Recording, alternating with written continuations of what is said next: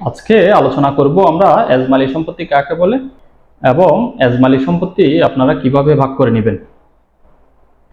আসুন আগে আমরা জেনে নিই এজমালি সম্পত্তি কাকে বলে। এজমালি সম্পত্তি হচ্ছে একটি জমি যখন কয়েকজন শরিক মিলে কোনো বন্টন ছাড়া, তাদের নির্দিষ্ট সীমানা প্রাচীর ছাড়া ওই সম্পত্তি সবাই মিলে ভোগ করে, ওই সম্পত্তি হচ্ছে এজমালি সম্পত্তি। অর্থাৎ আপনারা 5 ভাই, আপনাদের একটি জমি আছে, ওই জমিটি আপনারা 5 ভাই মিলেই চাষ করে খাচ্ছেন। আপনাদের মধ্যে কোনো বাটোয়ারা বা বন্টন দলিল হয়নি, বা আপনারা এখনো জমিটি বন্টন করে নেননি। ওটা আপনারা সবাই একই সাথে চাষ করে খাচ্ছেন।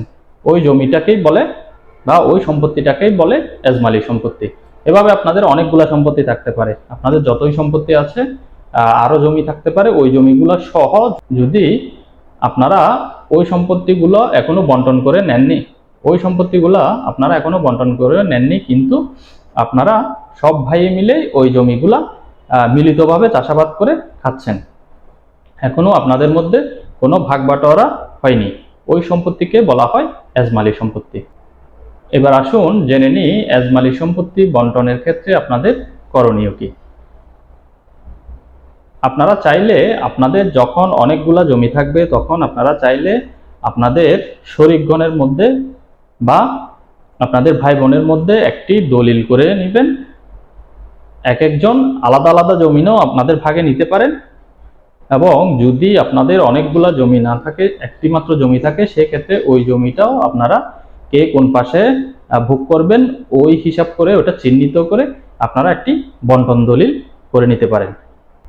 এতক্ষণ আমি যে পদ্ধতিটা বললাম সেটি হচ্ছে আপনাদের মধ্যে সমঝোতার মাধ্যমে এবং আপনাদের মধ্যে মিলমিশের মাধ্যমে আপনারা শরিকগণ, সেটা ওয়ারিশ সূত্রে হোক বা খরিদ সূত্রে হোক, একটি বন্টন দলিলের মাধ্যমে আপনারা সম্পত্তিটি বন্টন করে নিতে পারেন।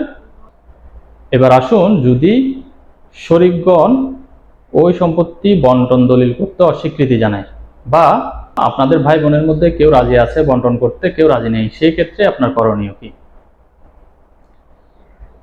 এই ক্ষেত্রে আপনি ওয়ারিশ সূত্রে মালিক হন বা খরিদ সূত্রে মালিক হন, এই ক্ষেত্রে আপনার করণীয় হচ্ছে আপনি আদালতে একটি বিভাগ মামলা করতে পারেন, অর্থাৎ একটি বাটোয়ারা মামলা আদালতে করতে পারেন।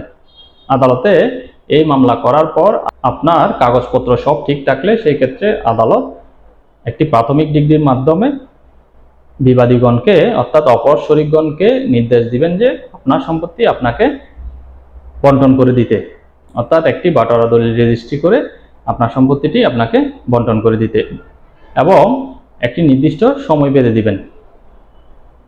এরপর যদি বিবাদীগণ বা অপর শরিকগণ আপনাকে ওই নির্দিষ্ট সময়ের মধ্যে ওই সম্পত্তি বন্টন করে না দিলে, আদালত চূড়ান্ত ডিগ্রির মাধ্যমে আদালত নিজেই ওই সম্পত্তি আপনাকে বন্টন করে দিবে, অর্থাৎ আদালত নিজেই আপনার সম্পত্তি চিহ্নিত করে একটি রায় এবং ডিগ্রি প্রদান করবেন, এবং পরবর্তীতে আপনি একটি জারি মামলার মাধ্যমে ওই রায় ডিগ্রি কার্যকর করার জন্য আদালতে আবেদন করবেন।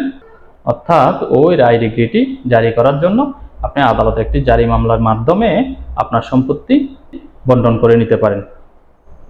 তখন আদালত নিজেই আপনার সম্পত্তি আপনাকে চিহ্নিত করে বুঝিয়ে দিবেন।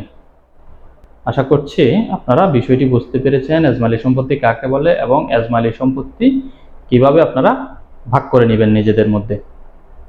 যদি ভিডিওটি আপনাদের ভালো লাগে সেই ক্ষেত্রে আমার পেজটি ফলো করে দিবেন, এবং যারা ইউটিউবে দেখছেন তারা আমার চ্যানেলটি সাবস্ক্রাইব করে দিবেন, এবং পাশে থাকা বেল আইকনটি অন করে দিবেন।